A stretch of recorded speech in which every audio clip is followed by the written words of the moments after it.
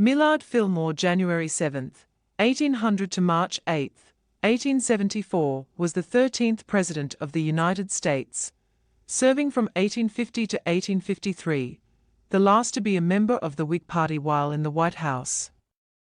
A former member of the U.S. House of Representatives from upstate New York, Fillmore was elected as the 12th Vice President in 1848, and succeeded to the presidency in July 1850 upon the death of Zachary Taylor.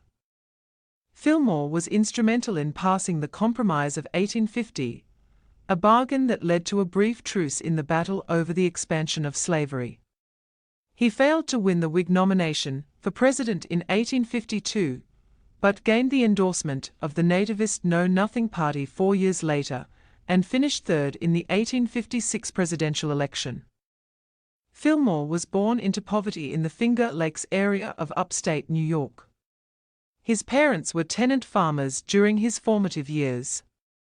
Though he had little formal schooling, he studied diligently to become a lawyer.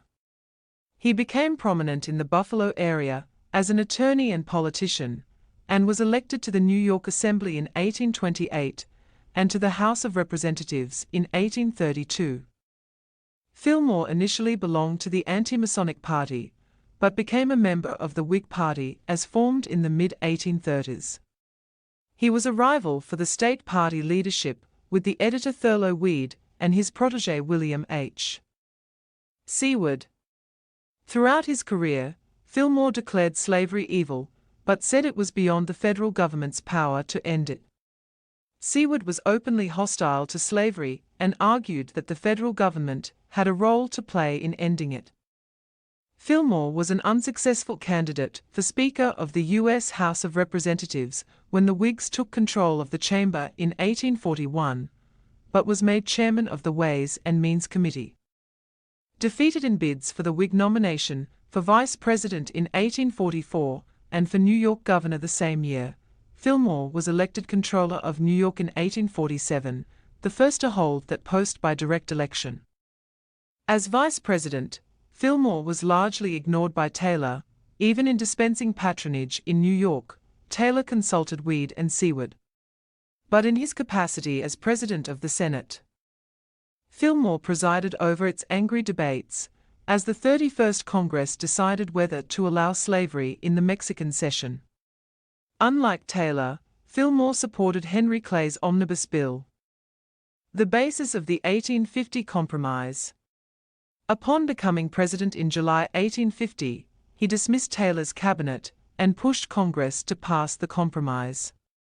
The Fugitive Slave Act, expediting the return of escaped slaves to those who claimed ownership, was a controversial part of the Compromise. Fillmore felt duty-bound to enforce it, though it damaged his popularity and also the Whig Party, which was torn between its northern and southern factions. In foreign policy, he supported U.S. Navy expeditions to open trade in Japan, opposed French designs on Hawaii, and was embarrassed by Narciso Lopez's filibuster expeditions to Cuba. Fillmore sought the Whig nomination for a full term in 1852, but was passed over in favor of Winfield Scott. As the Whig Party broke up after Fillmore's presidency, he and many in its conservative wing joined the Know Nothings and formed the American Party. Despite his party's emphasis on anti-immigration and anti-Catholic policies, during his 1856 candidacy, he said little about immigration, focusing on the preservation of the Union, and won only Maryland. During the American Civil War, Fillmore denounced secession and agreed that the Union must be maintained by force if necessary, but was critical of Abraham Lincoln's war policies. After peace was restored, he supported President Andrew Johnson's Reconstruction policies.